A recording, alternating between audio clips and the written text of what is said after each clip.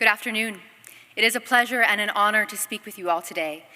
For what a glorious day it is. We have come to the end of all our labors in this place, and it is right and fitting that we celebrate at the end of a long journey. And it is right and fitting that you are all here, because none of us have come this far alone. So I thank each one of you who has prayed for us, who has encouraged us and supported us. These have been wonderful years, filled with laughter and tears and learning and study and rejoicing. So thank you. A few weeks ago, I visited a new church, and something rather wonderful happened. I saw Christ. I saw him in the earnest faces of the people I met there. You know when you meet someone and their face is shining because they have been visited by God? Their faces were shining. I was telling a classmate about this experience a few days later, and he asked, "Why aren't our faces like that all the time?" And it made me wonder, what is it that obscures the glory we all bear in Christ? Well, there's an obvious answer, though it's fallen out of fashion these days. It's sin. What else could conceal our true identity and dim our true beauty? And what is sin really, but to love anything more than we love God and to seek after the glory of the earth?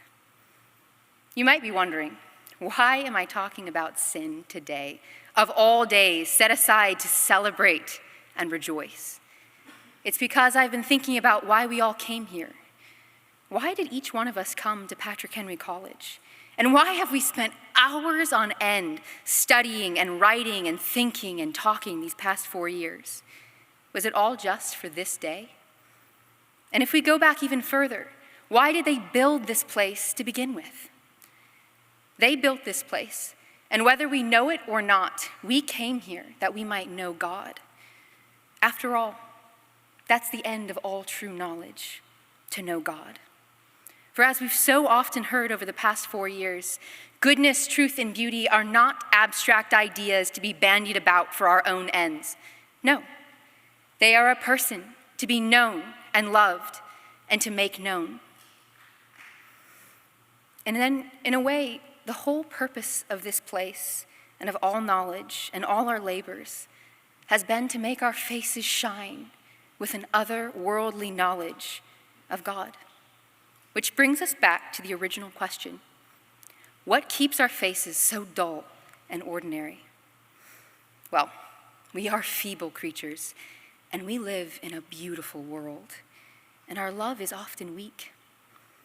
In one of his essays, C.S. Lewis writes that there is an endlessly recurring temptation to go down to that sea which is God, and there neither dive nor swim nor float, but only dabble and splash, careful not to get out of our depth, while holding on to the lifeline which connects us to our earthly loves. Lewis wasn't talking about the 7 deadly sins or some terrible vice. He wasn't speaking to new Christians, but to old ones.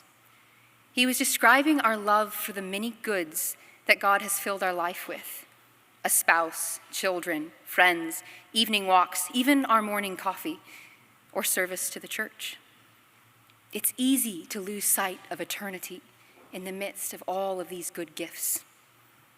You see, every day we are faced with the temptation to love these things more than we love God, to commit our time and attention and talent to them instead of to him. It is a sobering reminder that in the end, if we have not chosen the kingdom of God, it doesn't matter what we've chosen instead. We can choose good and noble things, and our faces will still stay dull and ordinary. For as Lewis concludes, we shall have missed the end for which we are formed, having rejected the only thing that satisfies. If our love is weak, then what can we do to make it strong? Remember the Sabbath to keep it holy. I've always found this to be a strange command. After all, I would rather be up and doing than take a day to rest. And there is so much to be done in our world. Yet in Scripture, the Sabbath is the first thing to be called holy. And as I reflected on it, it struck me that it provides the pattern for our whole lives, because it is not a day to pass time, but to redeem time. It is a day to withdraw from all our labor and remember that all we are, all we have, and all we ever hope to be is a gift. The world has already been made, and it will continue on without the labor of man. And on the cross, Christ said, "It is finished." The Sabbath is a day to remember that God has called us first and foremost to himself. And it is not our time, our talents, or our labor that he wants, but our very selves, wholly and completely. And something rather extraordinary happens when we do this. When we give ourselves up to him anew each day in small acts of faithfulness, we are changed. It's not something that we achieve, it's something we receive. For as he reveals himself to us and we come to know God, we come to love him more. And in loving him, we are restored. Our faces begin to shine. As Isaiah says, "In returning and rest, you shall be saved. In quietness and in trust shall be your strength." Remember the Sabbath to keep it holy. This is the great joy of our lives, to remind ourselves of who God is and what he has done. In doing so, we are made new, and Scripture tells us that then we are devoted to good works. In rest and remembrance, we receive the gift of a good and noble life. We receive the gift of a greater glory than the earth can ever offer us. So what now, as we head off in a million different directions to all sorts of new things?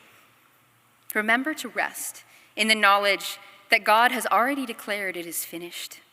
Draw near to the one who has already drawn near to you.